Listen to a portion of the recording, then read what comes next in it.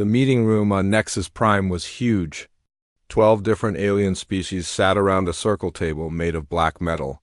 The air smelled like different kinds of breathing gases mixed together. Some aliens needed water tanks.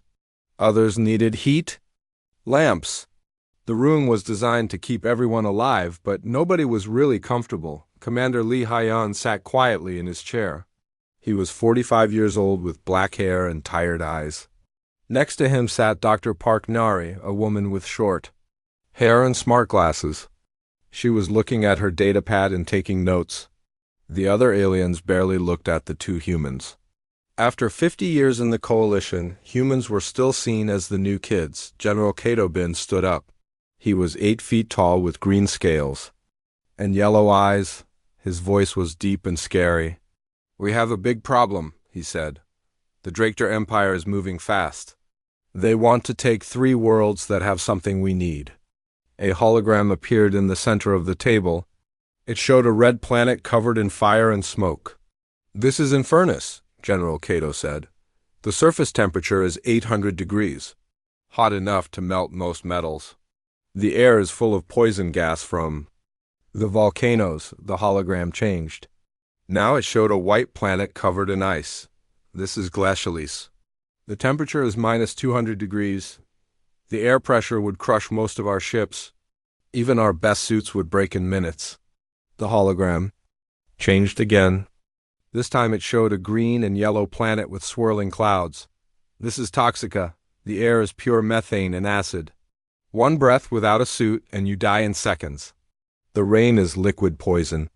Admiral Vex Moore made a bubbling sound from his water tank.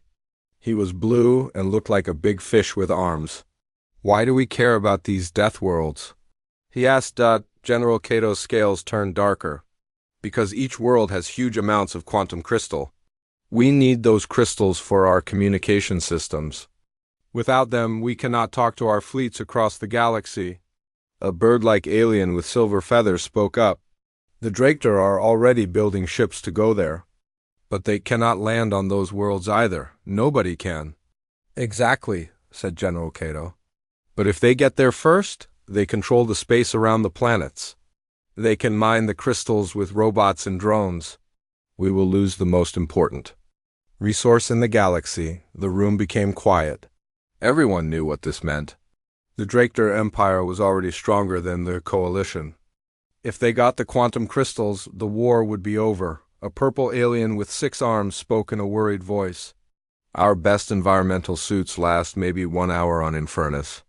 Less on the other 2 worlds? We cannot build bases there?" "We cannot even visit safely." "What about robot miners?" asked another alien. General Kato shook his head. "The conditions destroy all electronics. The heat on Infernus melts computer chips. The cold on Glacialis makes batteries stop working. The acid on Toxica eats through metal in hours." Commander Lee Hyan had been listening quietly. He raised his hand. "What if humans could establish bases there?" The room went silent. Then General Kato started laughing. It was a deep, harsh sound. Soon other aliens joined in. Admiral Vex Moore's water tank bubbled with his laughter. "Humans?" General Kato said, wiping his eyes. "You are still new to space travel. Your species has only been off your home planet for 200 years. These worlds would kill you faster than they would kill us." The bird-like alien flapped her wings.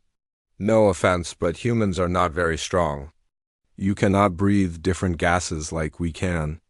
You cannot survive in extreme cold or heat. You are fragile." More laughter filled the room. Lee Hyan looked at Dr. Park Nari. She was still looking at her datapad. She had a small smile on her face. "Maybe we should look at some data first," Dr. Park Nari said quietly. General Kato was still chuckling. "What data? We have studied these worlds for 10 years. Nothing can live there." Dr. Park Nari stood up. She was much smaller than the aliens around her, but she did not look scared. "I have been studying these worlds too, for the past 8 months. She touched her datapad. A new hologram appeared. It showed a group of humans in special suits walking around on red, rocky ground. Behind them, lava was flowing like a river of fire. This is from Infernus, she said last week. The laughter stopped. Every alien in the room stared at the hologram. That is impossible, General Cato said. His voice was not laughing anymore. The hologram changed. Now it showed humans working inside what looked like a cave made of ice. They were wearing thick coats but no spacesuits. They were moving normally, like they were just cold, not dying. Glacialise? 3 days ago, Dr. Parknari said, Admiral Vexmore's water started bubbling fast. How? The hologram changed one more time. Humans in breathing. Gear were working with large machines. Through the clear walls of their building, green and yellow clouds swirled outside. Toxica, yesterday morning, Dr. Parknari said. General Cato stood up so fast his chair fell over. This is fake. This is some kind of trick. Dr. Parknari touched her datapad again. Would you like to talk to them? Commander Lee Hyun was trying not to smile. He had known about the bases for months. But watching the aliens discover the truth was still fun. A communication screen appeared in the air. Static filled the screen for a moment. Then a woman's face appeared. She had black hair and was sweating, but she looked calm and happy. Hello, the woman said. This is Captain Kim Sora from Infernus Base Alpha. Is this the coalition meeting? General Cato's mouth opened, but no sound came out. Captain Kim, Dr. Parknari said, can you show our friends your base? Sure, Captain Kim said. She picked up her communication device and walked to a window. Outside, they could see red rock and flowing lava. The temperature reading on the screen said 847 degrees. We have been here for 8 months, Captain Kim said. 200 people work here now. We have been mining quantum crystals and studying the volcanoes. The work is hot, but we are doing fine. The purple alien with 6 arms fell out of his chair. How are you not dead? Admiral Vexmore asked. Captain Kim laughed. We wear cooling suits during outside work. Most of our base is underground where it is cooler. We work in shifts so nobody gets too tired from the heat. It is not easy, but it is not impossible. General Cato was shaking his head. Your suits should have failed in minutes. Human suits are different, Captain Kim said. We make them simple and strong. When something breaks, we fix it fast. We do not need perfect technology. We need technology that works well enough. Dr. Parknari closed the communication. The room was completely quiet now. Commander Lee Hyun finally spoke. Humans are good at adapting. We lived on a world with ice. Ages, volcanoes, storms, and diseases for millions of years. We learned to survive anywhere. He looked around the room at all the shocked alien faces. You each evolved on perfect worlds. Humans evolved on a world that was trying to kill us every day. These 3 worlds are dangerous, but they are not worse than Earth was during the Ice Age. General Cato sat down slowly. His scales had turned pale green. How many humans are on these worlds? Dr. Parknari checked her datapad. Infernus has 200 people. Glacialise has 150. Toxica has 300. We are still growing the colonies. Colonies? The bird-like alien said in a small voice. Research bases, Commander Lee Hyun said quickly. We call them research bases, but everyone in the room knew the truth. While the coalition had been arguing about whether the worlds were impossible to visit, humans had been living there for months. The meeting ended early. The aliens needed time to think about what they had learned. As the room emptied, General Cato stopped next to Lee Hyun. What else have humans been researching? He asked quietly. Lee Hyun smiled. That would be a longer meeting. Admiral Vexmore slammed his fin against his water tank. The sound echoed through the meeting room on Nexus Prime. I do not believe this, he said, his voice bubbling with anger. Show us proof, real proof. Dr. Parknari looked calm. She had expected this reaction. What kind of proof would you like? General Cato Bin was pacing back and forth. His green scales were still pale from shock.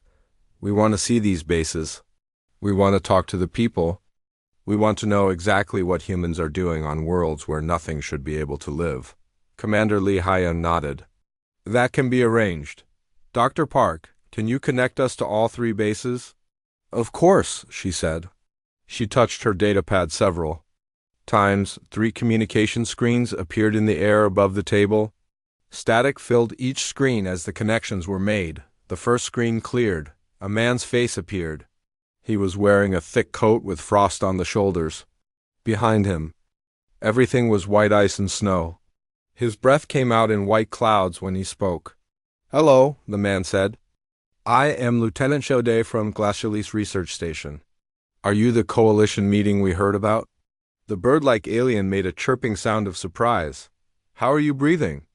"The air on Glacialis is poison to most species, Lieutenant." Cho smiled. "The air is thin, but humans can handle it. We use breathing gear when we work outside for long periods. But inside our base, we heat the air and add oxygen. It works fine." He turned his communication device to show the room behind him.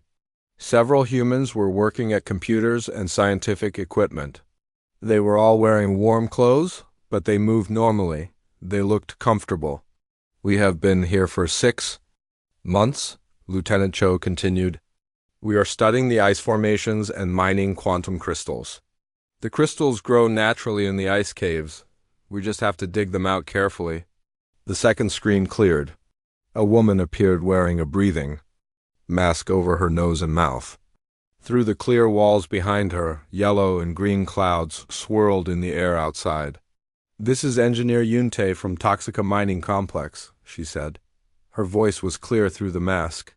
"Sorry about the breathing gear. The air here is not good for talking without protection."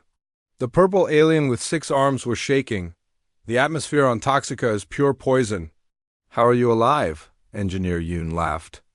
"Humans are good at making things that keep us alive. Our buildings are sealed tight. We clean the air inside. When we go outside, we wear suits and masks. It is like working underwater, but with poison gas instead of water." She walked to a window and pointed outside. "The Drakter think this world is empty. But we have been here for 4 months. We have 300 people working here now. We mine crystals and process the toxic gases into useful chemicals. The poison that would kill you makes good industrial materials for us." The third screen was still showing static. Then it cleared and Captain Kim Sora appeared again. This time she was in a different room. The walls were made of dark rock and the air shimmered with heat. "Captain Kim," Dr. Parknari said, "can you show them the main mining operation?" "Sure," Captain Kim said. She picked up her device and walked through a metal door. The camera showed a huge underground cave carved out of volcanic rock. Dozens of humans were working with large machines. They were all wearing silver suits that reflected the heat. "This is Mine Shaft 7, Captain Kim explained. "We carved this out of solid rock 3 months ago. The temperature here is 600 degrees, but our cooling suits let us work for 4 hours at a time. We mine about 50 tons of quantum crystal every day." General Kato sat down heavily. 50 tons per day? Our best robotic miners on normal worlds can only gather 10 tons per day. "Robots break down in extreme conditions," Captain Kim said. "Humans adapt. When our equipment breaks, we fix it. When conditions change, we change our methods. We do not give up." Admiral Vex Moore was breathing fast, making his water bubble. "This is impossible. Your species is supposed to be weak. You need perfect conditions to survive." Lieutenant Cho spoke from the ice world. "Who told you that?" "Humans lived through ice ages on Earth. We survived in deserts, jungles, mountains, and frozen wastelands. We spread across our entire planet because we could live anywhere." Engineer Yoon nodded from behind her breathing mask. "Other species evolved to be perfect for one type of world. Humans evolved to survive on a world that kept changing. Hot, cold, wet, dry, safe, dangerous. We learned to handle it all." "Captain." Kim wiped sweat from her face. "These worlds are challenging, but they are not worse than what our ancestors faced. Earth had volcanoes, ice storms, poisonous plants, and deadly animals. We survived all of that without technology." Commander Lee Hyen stood up. "Each of your species is amazing at surviving on your perfect worlds. But humans are good at surviving on imperfect worlds. We make do with what we have." The room was quiet. For a long moment, Then the bird-like alien asked, "How many humans are there on impossible worlds?" Dr. Park-Nari checked her datapad. These 3 bases have 650 people total. But they are not the only ones. Every alien in the room turned to look at her. "What do you mean?" General Kato asked slowly. Dr. Park-Nari smiled. "These are just the 3 worlds with quantum crystals. We have research stations on many other worlds that the Coalition considers uninhabitable." She touched her datapad. A star map appeared above the table. Red dots marked dozens of worlds across the galaxy. Each red dot is a world where humans have at least a small research station, she explained. Worlds with crushing gravity, deadly radiation, toxic air, extreme temperatures, or other conditions that make them dangerous for most species. Admiral Vexmore counted the dots. There are 47 red dots on this map. 47 confirmed research stations, Dr. Park-Nari corrected. Some are just small teams of scientists studying the local conditions. Others, like these 3, are growing into permanent settlements. The purple alien was making distressed sounds. "Why did you not tell the Coalition about this?" "Commander." Li Haiyan shrugged. "You never asked." The Coalition meeting topics are always about trade routes, territory disputes, and military matters. Nobody ever asks about scientific research on uninhabitable worlds. "Because we assumed they were uninhabitable," General Kato said quietly. "For you they are," Lieutenant Cho said from the ice world. "But inhabitable and uninhabitable are just words. What matters is whether you can solve the problems of living there." Engineer Yoon nodded. "Every world has problems. Too hot too. Cold, bad air, dangerous animals, poisonous plants. Humans just treat them as problems to solve, not reasons to give up." Captain Kim spoke from the volcanic world. "The Coalition species are each perfect for certain worlds. Humans are not perfect for any world, but we are good enough for every world." The communication screens went dark as the connections ended. The meeting room was completely silent. Finally, General Kato spoke. "How long have humans been doing this?" Dr. Park-Nari looked at Commander Li Haiyan. He nodded. "The first human research station on an extreme world was established 23 years ago," she said.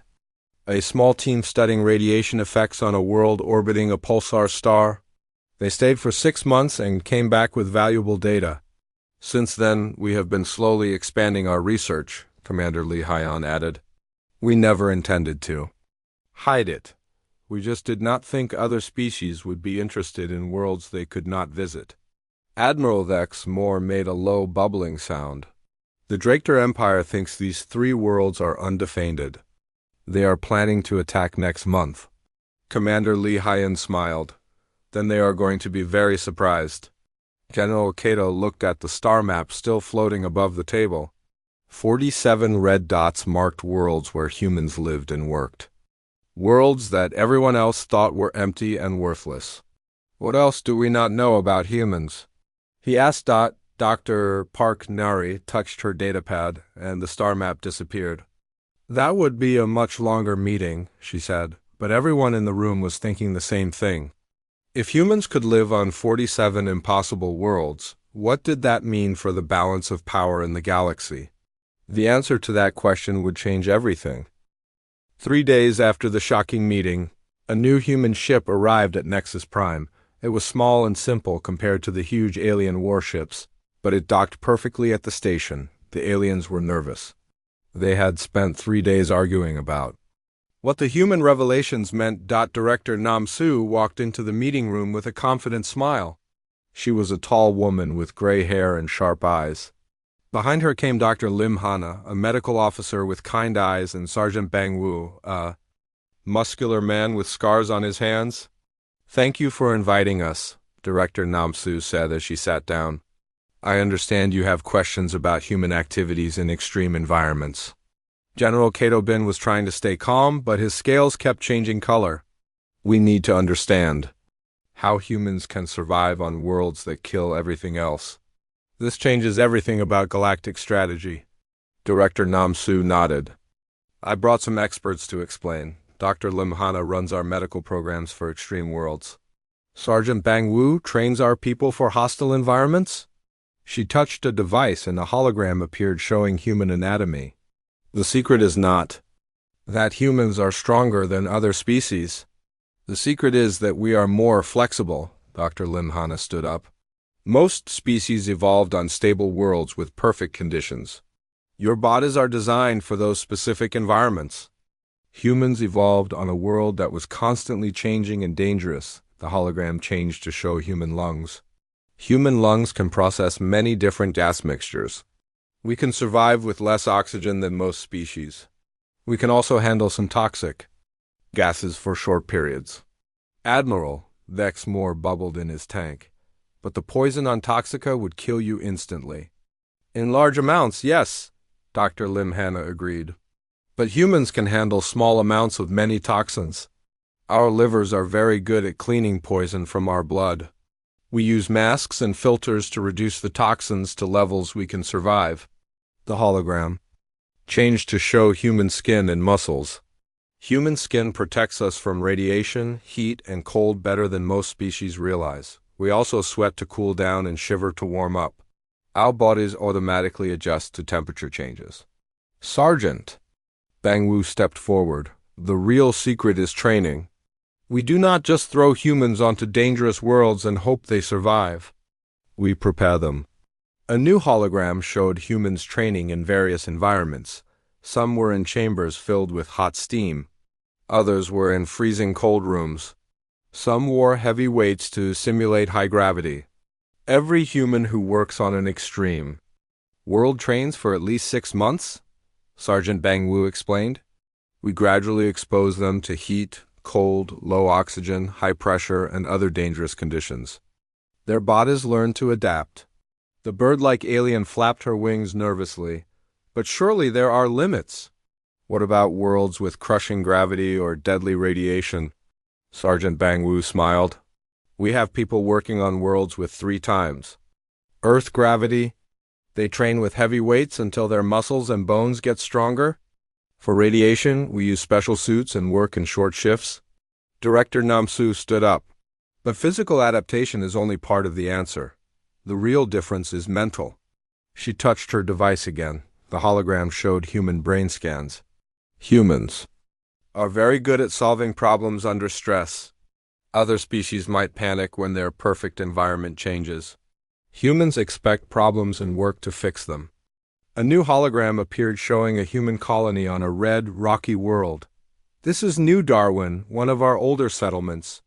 The world has poisonous air, frequent earthquakes, and temperatures that change by 100 degrees every day. The hologram zoomed in to show humans working calmly despite alarms going off. Last month, a major earthquake damaged their air processing plant. Instead of evacuating, they fixed it in 4 hours using spare parts and creative engineering. General Kato was staring at the hologram. How many people live there? 15,000, Director Namsu said casually. It started as a research station 8 years ago. Now it is a full city with families, schools, and factories. The room went completely silent. 15,000 people on a death world. The purple alien whispered. Dr. Lim Hana nodded. Children born on extreme worlds are often even better adapted than their parents. Second-generation colonists can handle conditions that would challenge the original settlers. Sergeant Bang Wu added, We have colony-born humans who think 200-degree heat is normal weather. They visit Earth and complain that it is too cold and boring. Director Namsu brought up a new hologram showing a star map. This time there were many more red dots than before. The 47 research stations we mentioned are just the beginning. We also have 31 permanent colonies on worlds the Coalition has never even studied. Admiral Vexmore was breathing so fast his water was foaming. 31 colonies. How many humans live on impossible worlds? Director Namsu checked her notes. About 2.8 million people across all extreme environment settlements. The largest colony has 400,000 residents. Every alien in the room made sounds of shock and disbelief. But why? Asked the bird-like alien. Why choose to live on dangerous worlds when you could live on safe ones? Dr. Lim Hana smiled. Because dangerous worlds have resources that safe worlds do not have. Extreme heat creates rare minerals. Extreme cold preserves ancient materials. High radiation produces useful isotopes. Toxic atmospheres contain valuable chemicals. Sergeant Bang Wu nodded. Also, extreme worlds are usually empty, no competition for space or resources, no other species trying to claim the territory. Humans can build whatever they want, however they want. Director Nam Su brought up production charts. Our extreme world colonies produce 40% more resources per person than standard coalition worlds. Harsh conditions make people work together and find efficient solutions. General Cato was studying the numbers with growing alarm. These production figures. If humans control the most resource-rich worlds in the galaxy... We do not control them, Director Nam Su corrected. We live on them. There is a difference. We are not trying to build an empire. We are just trying to make good lives for our people. The room was quiet for a long moment. Then Admiral Vexmore asked the question everyone was thinking. What happens when the Draktor Empire attacks the 3 crystal worlds? Director Nam Su looked at Sergeant Bang Wu. He grinned, showing teeth. The Draktor are used to fighting in space and on normal worlds. They have never fought humans on worlds where only humans can survive. What does that mean? General Cato asked. Sergeant Bang Wu's grin got wider. It means they are about to learn why humans do not worry about fighting on impossible worlds. When the environment is trying to kill everyone, the people who are best at surviving usually win. Director Nam Su stood up. The Draktor think they are attacking empty worlds defended by robots and drones. Instead, they will find colonies full of humans who consider those worlds home. She looked around the room at all the worried alien faces. Humans do not just survive on death worlds, we thrive there. And we protect our homes. The meeting ended with the aliens staring at charts showing human colonies scattered across dozens of worlds they had thought were empty. The balance of power in the galaxy had shifted, and nobody had noticed until now. As the humans left, General Cato turned to Admiral Vexmore. What have we gotten ourselves into? Admiral Vexmore bubbled quietly in his tank. I think the better question is, what are the Draktor about to get themselves into? Outside, Director Nam Su was talking quietly with her team. How long until the Draktor attack? Sergeant Bang Wu checked his communication device. Intelligence says 2 weeks. Should we warn the colonies? Director Nam Su smiled. Send a message to Captain Kim, Lieutenant Cho, and Engineer Yoon. Tell them they might have visitors soon. What kind of message? Dr. Lim Hanna asked. Tell them to prepare a warm welcome, Director Nam Su said. The kind of welcome only humans can give on worlds like theirs. 2 weeks later, alarms rang throughout Nexus Prime. General Cato Bin rushed into the command center, his scales dark with worry. Admiral Vexmore was already there, his water tank bubbling with stress. The Draktor fleet has arrived, reported a communication officer.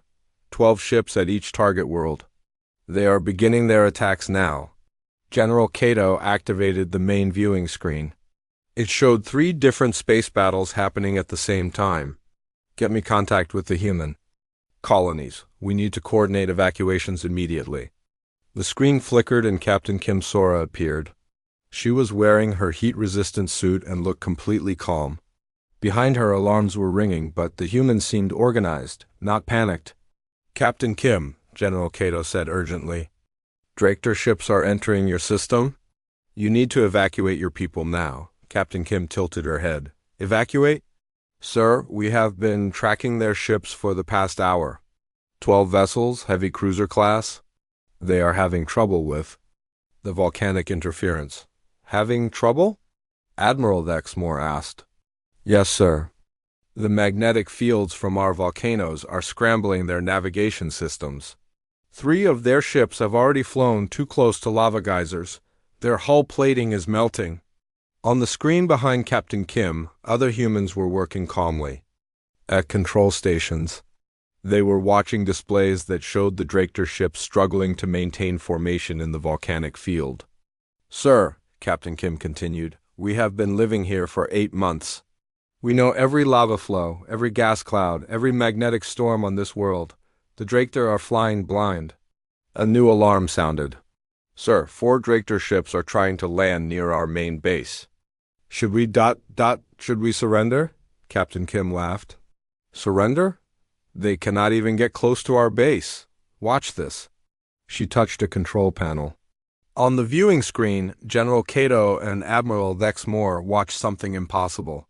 The humans had built their base inside a volcanic crater.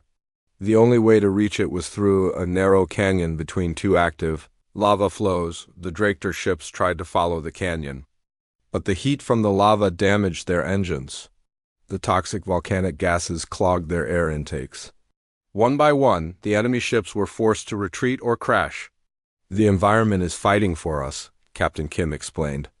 The Drakter built their ships for normal space combat. They never planned to fight inside a volcano. The communication switched to Lieutenant Choday on the ice world. He was wearing thick winter gear and standing in what looked like a fortress made of ice. Lieutenant Cho, General Cato said, what is your situation? We are doing fine, sir. The Drakter tried to land troops 30 minutes ago, but their equipment does not work in minus 200-degree weather. Their weapons froze. Their vehicles stopped working. Their soldiers had to retreat to their ships or they would freeze to death. Lieutenant Cho walked to a window. Outside, several Drakter vehicles were stuck in snowdrifts, abandoned. We have been building ice fortifications for 6 months. We know every snowstorm, every ice cave, every frozen lake on this world. The Drakter are fighting a world they do not understand. The communications switched to Engineer Yunte on the poison world. She was wearing her breathing mask and standing in a control room with thick protective walls. Engineer Yoon, Admiral Lexmore said, are you under attack? They tried to attack us, sir, but they could not get through our defenses. Your defenses? Engineer Yoon smiled behind her mask. The atmosphere, sir. The Drakter ships cannot land because their hulls start dissolving in the acid clouds. They tried to send down armored shuttles, but the toxic gases got into their life support systems. She pointed to a screen showing Drakter ships retreating to a safe distance from the planet. They're trying to use long-range weapons now, but the atmospheric interference blocks their targeting systems. General Cato was staring at the displays in disbelief. You are winning. All 3 colonies are winning against superior enemy forces. A new voice joined the communication. It was General Ru Jun, a human military commander with gray hair and steady eyes. General Cato, this is Human Strategic Command. We have been monitoring the situation. General Ru, Admiral Lexmore said, can you explain what is happening? General. Ru Jun smiled. The Drakter made a classic mistake. They planned to fight in space and on normal worlds. But these are not normal worlds. These are human worlds now. A tactical display appeared showing all 3 battle zones. On Infernus, the volcanic activity is disrupting Drakter electronics and melting their armor. On Glacialis, the extreme cold is shutting down their equipment and freezing their weapons. On Toxica, the poisonous atmosphere is eating through their ships and killing their soldiers. He paused. The Drakter are trying to fight the worlds themselves, not just the humans, and the worlds are winning. Captain Kim spoke from the volcanic world. Sir, the remaining Drakter ships are retreating. They lost 8 ships to volcanic activity and equipment failure. The other 4 are leaving the system. Lieutenant Cho reported from the ice world. Same here, sir. The Drakter could not handle the cold. They are withdrawing. Engineer Yoon added from the poison world. All enemy ships have left our system.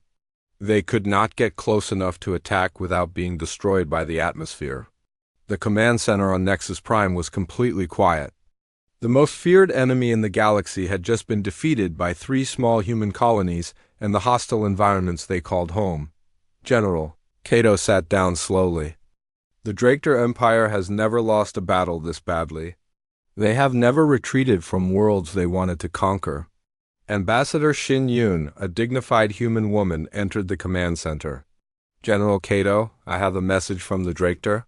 Fleet Commander, she activated a communication device. A harsh alien voice filled the room. Coalition forces, this is Fleet Commander Xerix of the Drakter Empire. We demand to know what weapons you used against our ships. Ambassador Shin Yun responded calmly. We used no weapons, Commander. Your ships were defeated by the natural conditions of the worlds you attacked. Impossible! The Drakter commander roared. No species can survive on those death worlds. Humans can, Ambassador Shin Yun said simply. Those worlds are our homes.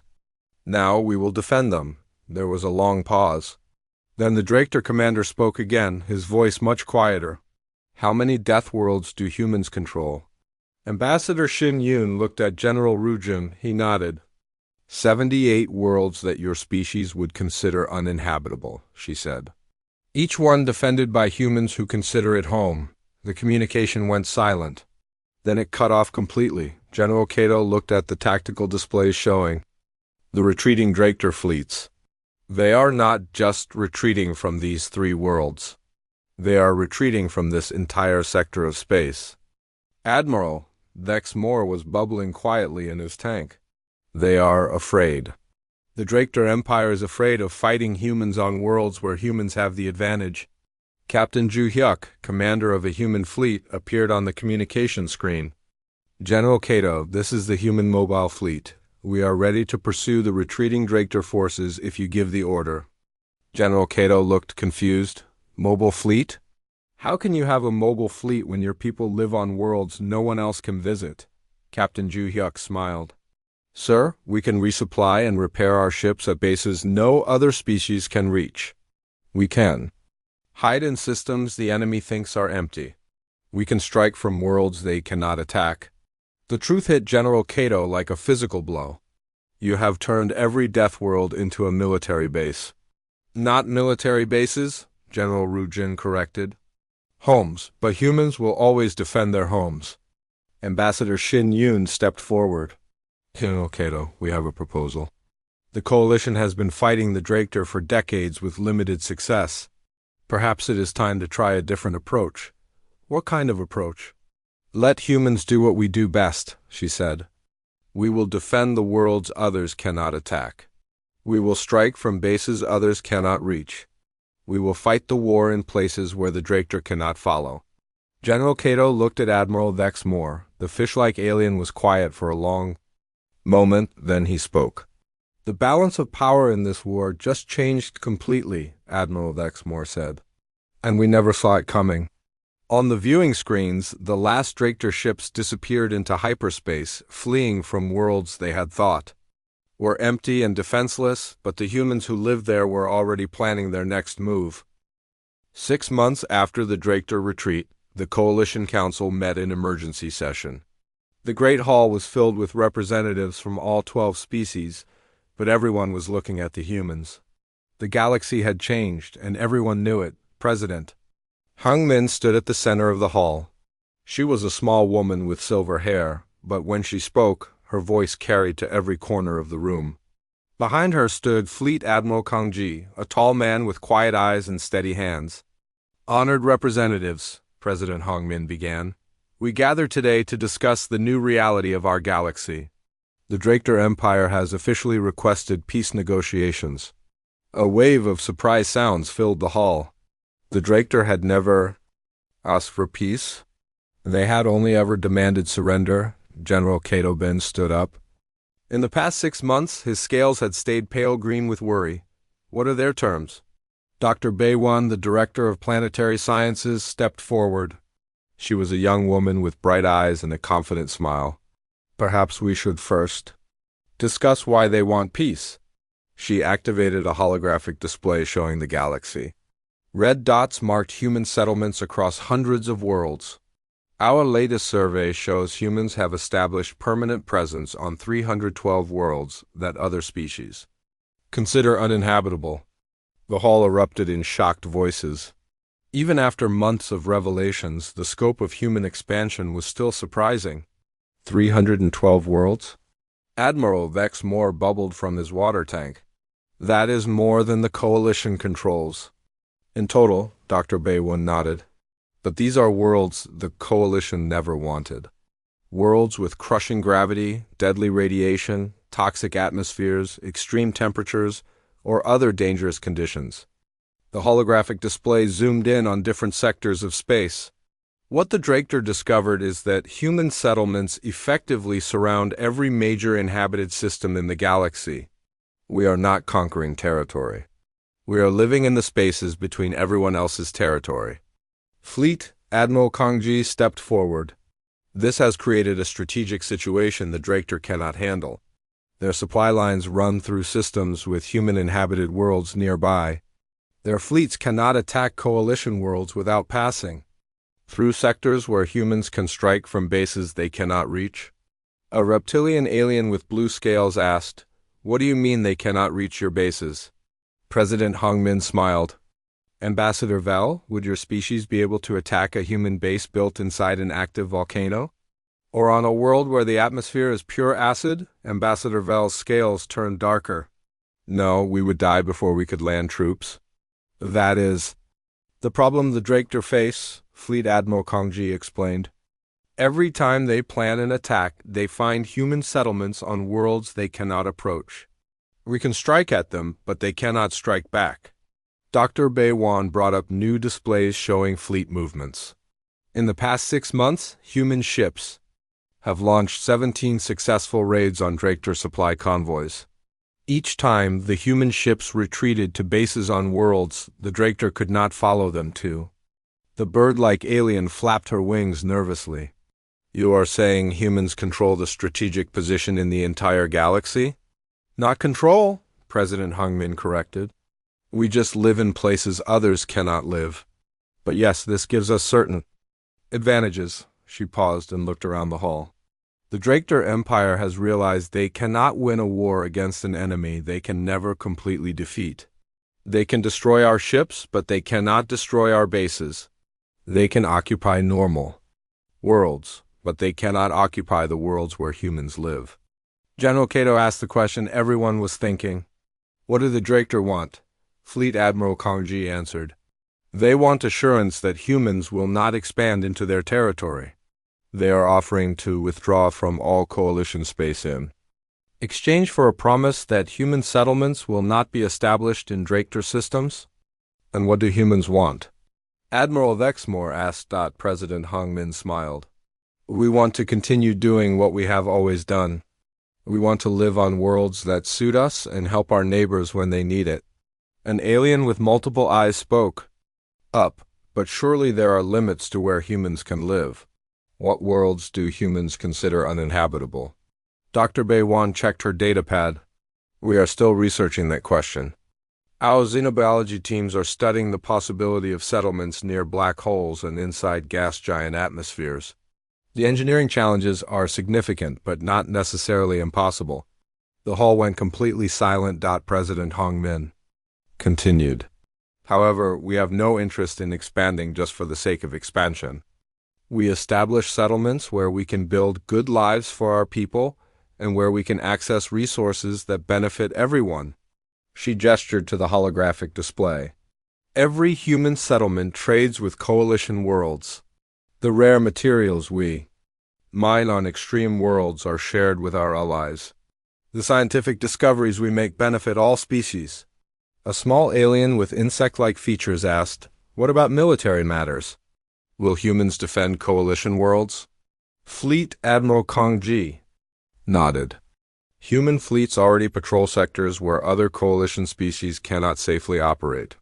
We have established defense agreements with worlds that border dangerous regions of space." But the real defense," President Hongmin added, "is that any enemy of the coalition must now consider that humans can strike from bases they cannot attack. This makes aggression much less appealing." General Cato stood up again. "The Drachter are not the only potential threat. What about other hostile species?" Dr. Beiwan smiled. "Interesting fact, since news of human settlements spread, 3 other aggressive species have contacted the coalition about peace negotiations. It seems nobody wants to fight an enemy that can hide on death worlds."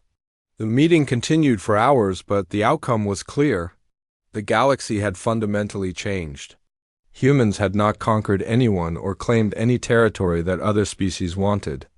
But by living where others could not live, they had become the most strategically positioned species in the galaxy.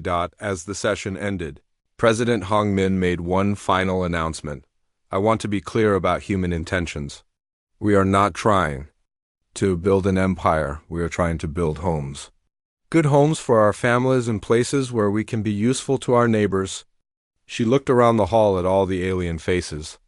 The universe is vast and full of worlds that seem impossible to live on. But impossible is just another word for challenging. And humans have always been good at handling challenges. 3 days later, the peace treaty with the Draktar Empire was signed. The war that had lasted 30 years ended not with a great battle, but with the realization that humans had quietly made victory impossible for their enemies. On the ice world of Glacialis, Lieutenant Choday's daughter Li-Era was playing in the snow outside the colony's school. She was 8 years old and had never lived anywhere but the ice world. To her, minus 150 degrees was perfect weather for playing outside. Above her, alien transport ships carefully approached the human spaceport. The aliens inside wore heavy environmental suits and stayed close to their heated shuttles. They were grateful for the human-operated refueling station, but they could never understand how humans could call this frozen world home.